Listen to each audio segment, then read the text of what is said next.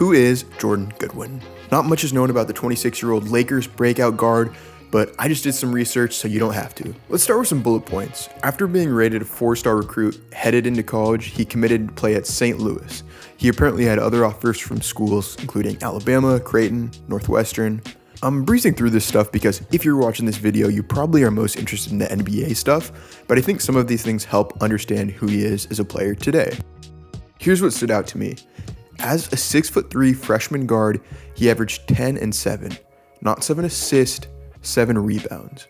In his junior season, he averaged 15 points, 10 rebounds, 2 steals. He was the only D1 player under 6'3" to be in the top 100 nationally in rebounding. He declared for the 2020 draft, withdrew his name, then went on to play his senior year and break St. Louis's total steal record. Goodwin went undrafted, but was picked up by the Wizards for their summer league squad. He had a couple moments with the main team, but was pretty much just a G League guy. And then that next season, he was a more legitimate player on that Wizards team. He would get around 18 minutes per game, but he was traded to the Suns in that Bradley Beal trade, where his role began to shrink down to 14 minutes per game, 5 points. Then last year, he was traded from the Suns to the Grizzlies, where he saw some good minutes for an injured Memphis Grizzlies team. He averaged 10 points, 8 rebounds, 4.5 assists. It was a super small sample size, though, of 17 games. Also, to be fair, this seems quite impressive, but the numbers for a lot of these guys on that Grizzlies team are kind of inflated, given how thin their roster was. GB guys were put into positions where they had no business getting those type of numbers or those type of minutes, except maybe Jordan Goodwin did.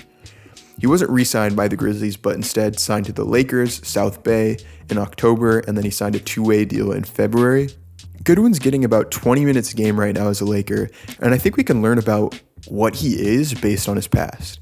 He's averaging 7 and 4 with a steal a game, which doesn't seem great, but Lakers watchers know that he brings something more valuable to the table.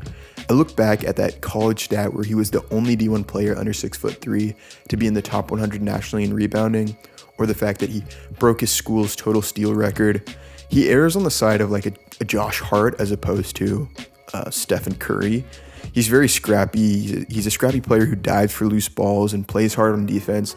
And I think he's in the perfect situation with the Lakers right now where that's really all that they need from him. He's not averaging these crazy rebounding stats like he did in college or even when he was on the Grizzlies for a short time. But I think that rebounding stat just shows the type of player that he is. You don't average 10 plus rebounds being under 6'3" unless you're a gritty physical competitor. He's also a pretty strong dude, so that helps with putting himself in the right places. A lot of the value for a guy like Jordan Goodwin depends on whether or not a guy with his skill set is needed on that specific team. And with Luka, with Austin Reeves, the Lakers can use all of the high motor defensive type of players that they can get. I think that's also why a guy like Jared Vanderbilt is so valuable to the team. Let's talk about his shooting. He's shooting the ball very well this season, and I don't know if it's sustainable given he hasn't shown that ability at any other time in his NBA career, really. That lack of shooting is likely why it doesn't seem like his previous teams actually took him that seriously. I mean, his shooting numbers on his previous teams are nowhere near close to what he's shooting right now. It's tough for a guy to make a name for himself in the current NBA landscape without having a shooting bag. But there's a chance he's just figured it out now. He's shooting 51% from the field and 44% from 3. That 3-point shooting percentage is pretty high, so even if he has figured it out now, I expect it to drop probably just a little bit to like 39 or something.